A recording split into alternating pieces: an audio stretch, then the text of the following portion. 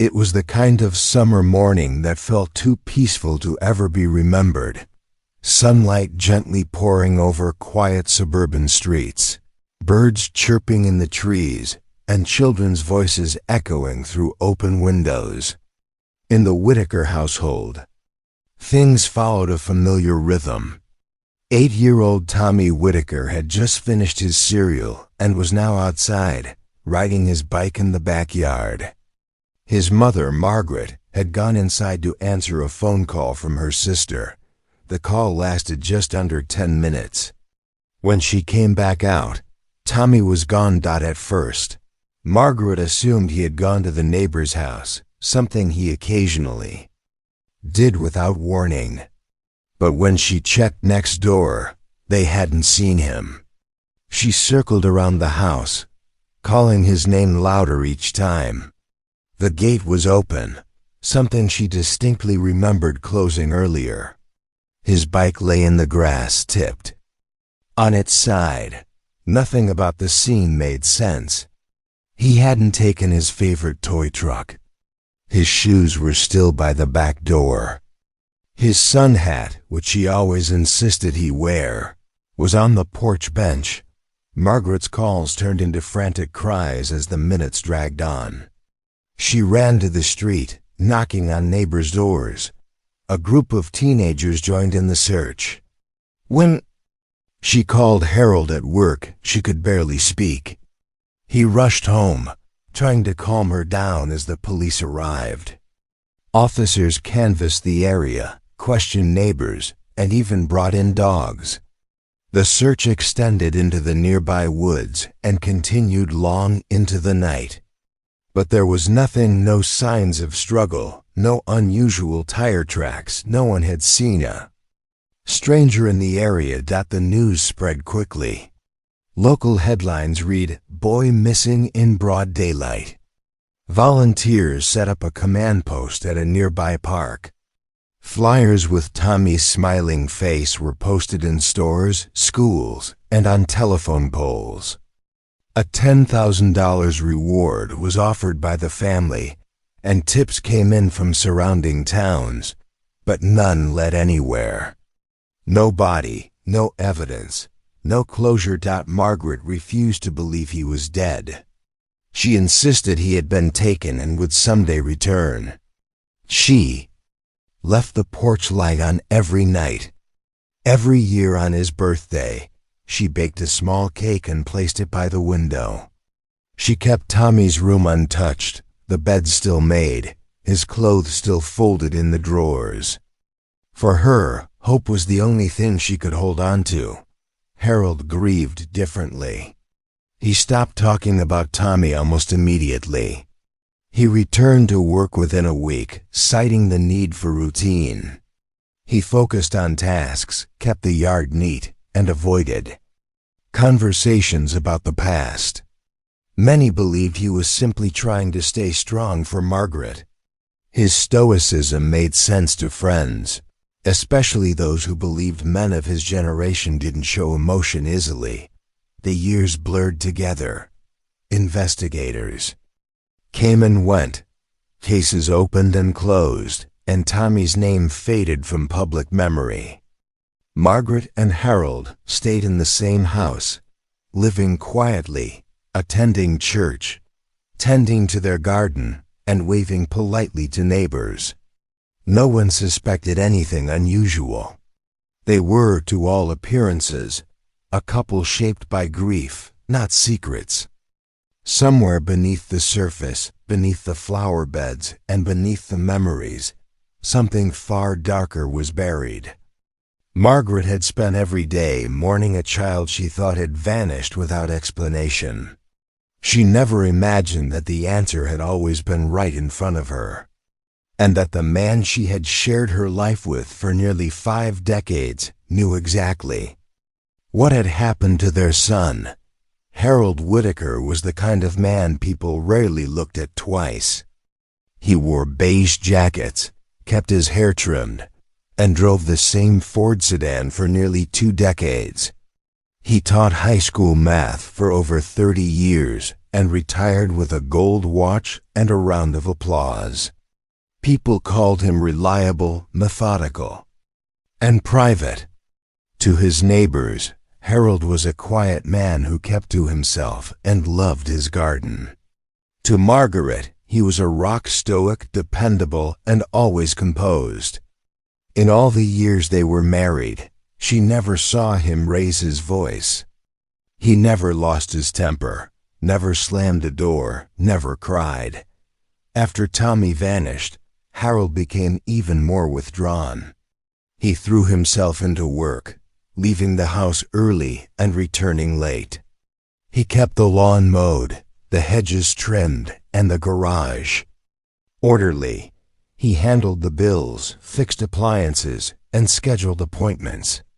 He seemed to function as if life had not broken apart. Margaret told herself it was his way of coping. She assumed he mourned in silence and tried not to press him when he avoided talking about their son. Over the years, Harold developed rigid routines. Every Saturday, he cleaned the shed in the backyard and locked it when he was done. Every Monday, he balanced the checkbook and filed receipts. He took long walks alone, always returning at the same time. He kept a padlocked box in the attic that Margaret never asked about. She believed in giving him space. She believed he had suffered just as deeply as she had. Margaret, on the other hand, wore her grief openly. She volunteered at missing children's foundations, joined prayer groups, and organized small vigils every year on the anniversary of Tommy's disappearance. Harold never attended. He said the events made things worse. He said remembering only opened old wounds. People sympathized. They saw him as a father so heartbroken. He couldn't bear to relive the day he lost his only child. Despite their different ways of grieving, Margaret and Harold remained close. They went on short trips, celebrated holidays, and shared evening dinners like any long-married couple. From the outside, their marriage was unshakable. They were survivors, bound together by tragedy. Their names became quietly respected in town symbols of endurance and grace. But over time, Margaret noticed small things. Harold never wanted her to go into the shed, always saying there were tools or chemicals inside that weren't safe. He kept the attic door nailed shut, saying there were mice. Up there, he installed locks on file cabinets and always picked up the mail before she could. He was never unkind, just firm. She chalked it up to his need for order, to the walls people build when they can't cope. One day, decades after Tommy disappeared, Margaret came across a childhood photo while cleaning. It showed Tommy on the swing set with Harold pushing him. She stared at it for a long time. Something about the look on Harold's face unsettled her. Not because it was angry or strange, quite the opposite. He looked calm. Too calm. It was a subtle, frozen smile, as if nothing mattered outside that exact moment. She brushed off the feeling. Guilt, she thought. Maybe even imagination. After all, she had trusted this man with her life for over 40 years, not in a town where houses looked identical and neighbors minded their own business. No one questioned Harold's routines. No one wondered why he always locked up, why he avoided talking about the past, why he never cried. Because when someone wears grief like armor and silence like a shield, the world assumes they're protecting themselves, not hiding something. But the truth was, Harold Whitaker wasn't a man broken by loss. He was a man who had buried it. In the spring of 2024, nearly 46 years after Tommy Whitaker vanished without a trace, a single envelope changed everything. It was postmarked from within Oregon, with no return address. The letter arrived at the Portland office of the FBI, where it was sorted and nearly discarded as another false tip. But one agent, assigned to review old cold case correspondence, opened it out of habit. What she found inside immediately raised alarms. The letter was handwritten in shaky, uneven script. It referenced Tommy Whitaker by name and described details about the day he disappeared, details that had never been made public. It mentioned a red mark on Tommy's left shoulder, a birthmark shaped like a teardrop. It described the cereal he ate that morning and the way his shoelaces were tied, one in a knot, the other double-looped, which Margaret had always found funny. Most chilling of all, the letter claimed that Tommy had never left the property, that the truth was still buried in the very place his parents had lived for nearly half a century. At first, agents thought it might be a cruel prank or a hoax, but after verifying the private details with the original police report, they knew the author had intimate knowledge of the case. They suspected the writer was either involved or had witnessed something. Either way, it was a break that couldn't be ignored. A decision was made quietly and deliberately. Rather than alert the family, the FBI reopened the case under complete secrecy. Agents traveled to Salem, posing as land surveyors under contract with the city. Their objective was to scan the Whitaker property, especially the shed Harold had always kept locked. It hadn't been examined in the original investigation, as no suspicion had ever been cast toward the family. Harold had been considered a grieving father. The idea that he could be involved hadn't been seriously entertained. Specialized equipment was brought in to scan beneath the shed's foundation. Ground-penetrating radar revealed a disturbing anomaly, a rectangular void beneath the floorboards, inconsistent with the original structure. It appeared man-made, carefully constructed.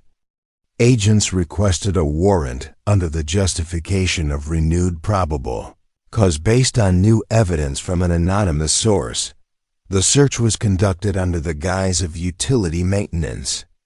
FBI technicians entered the shed and removed the floorboards. What they found was a layer of poured concrete, not listed on any building plans. After carefully breaking through the concrete, they discovered a hidden compartment sealed, dry, and lined with decades-old plastic. Inside were partial human remains, preserved by the enclosure. Alongside them was a rusted toy car, a child's sneaker, and fragments of fabric. The evidence was bagged, cataloged, and rushed to the lab. Dental records later confirmed the horrifying truth. The remains belonged to Tommy Whitaker. Forensic analysis determined the boy had died from blunt force trauma. The damage was consistent with a single forceful blow to the head. There were no defensive wounds, no signs he had tried to run or cry out. Experts concluded that the child had likely died quickly and quietly. As this evidence emerged, the FBI launched a quiet surveillance operation on Harold. They tracked his movements, reviewed his past employment records, and subpoenaed any personal writings or documents stored over the years. In the attic, hidden in a sealed wooden chest, they found a series of handwritten notebooks. Among them, entries from 1978 detailing Harold's growing frustration with Tommy, his anger over disobedience, his feelings of being disrespected, and a chilling final line written the night before the boy vanished. "Tomorrow, I fix the problem." The FBI still had not informed Margaret. They needed to be certain. Surveillance continued. Evidence piled up. They began preparing for a confrontation that would not only bring Harold's secret to light, but destroy the image of a grieving father that, Margaret had protected for nearly half a century. The shed had always been a mystery, but no one had questioned it, not neighbors, not police, and certainly not Margaret. It was Harold's domain, like the garage or his attic office. He insisted it was where he kept old tools and chemicals unsafe to touch. Over time, Margaret stopped asking about it altogether. But now, with the floor torn apart and the ground exposed, the truth lay just inches below where flowers had once grown. Underneath the rotting boards and layers of poured concrete, FBI agents uncovered a hidden grave painstakingly constructed and sealed off from the outside world.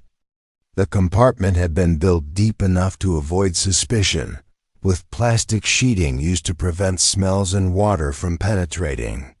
It had been there for over 4 decades, undisturbed. The remains inside were identified quickly. Tommy's dental records, stored away by local police in 1978, matched what little was left. Tiny bones, a cracked skull, pieces of a child's shirt, the same one he wore in the photograph used on his missing posters. The rusted toy car found beside the body was one Margaret had given him just days before he disappeared. Agents stood in silence as the grave was examined. No one spoke. There was nothing to say. The horror of it all had taken shape in the most ordinary place, a suburban backyard where birds sang and flowers bloomed. Upstairs in the attic, agents discovered a locked chest Harold had hidden behind insulation and boxes. Inside were notebooks meticulously kept, journals that dated back decades. One, labeled Summer 1978, caught their attention. It began with ordinary details, grocery lists, household tasks, schedules. But midway through, the tone shifted. The entries became darker. Harold had written about Tommy's behavior, calling him difficult, defiant, and a problem Margaret refused to see. He believed the boy was testing limits and challenging authority. Then came the most disturbing line, circled in ink: "Tomorrow, I fix the problem." The day after that entry, Tommy was gone. As the evidence mounted, the FBI concluded they had enough to confront Harold. They had followed him for 2 weeks, documenting his daily movements. They didn't want to risk him running or destroying anything else. On a Thursday afternoon, while Harold was shopping for fertilizer at a local hardware store, agents moved in. He didn't resist. He didn't ask why. He only sighed and said, "I figured it would happen eventually." Back at headquarters during the initial interrogation, Harold was calm. He answered questions directly. He admitted to striking Tommy during an argument. He said the boy had been yelling, and in a moment of rage, he grabbed a hammer from the shed and hit him. He didn't cry. He didn't show remorse. When asked why he didn't call for help, he said simply, "It was already too late." He explained how he wrapped Tommy in plastic and buried him under the shed that same night. He sealed the compartment, reinforced the floor, and repainted everything the next day. No one questioned him. He returned to work on Monday. Life continued. Margaret was informed that same evening. Agents sat her down and told her what they had found. She didn't speak for several minutes. When she finally did, she whispered, "Not Harold, not him." Her hands shook, her face turned pale. She asked to see the grave, but they told her it had already been excavated. She asked about the journals. They gently said yes, they existed. The man she had loved for nearly 50 years had killed their only child and buried the truth in their own backyard. The horror wasn't just in the act, but in how ordinary everything had seemed afterward.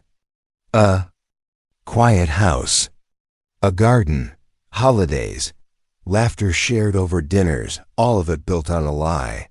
The news of Harold Whitaker's arrest spread quietly at first, then erupted across local headlines within a day. Father of missing boy arrested after 46 years, read one paper. Neighbors were stunned. People who had known the Whitakers for decades stood outside their homes in disbelief. Some had shared meals with Harold. Others had borrowed tools from his shed. Many had pitied the couple, often referring to them as symbols of quiet strength. No one could process the idea that behind Harold's calm exterior was the man responsible for a crime that had haunted the town since 1978. Margaret disappeared from public view almost immediately. She moved into her niece's home in another part of the state. Family members released a short statement on her behalf, asking for privacy and confirming that she had no knowledge of what had happened. She had lived in that house for over 4 decades, hosting birthdays, holidays, and dinner parties, all just yards from where her son had been buried.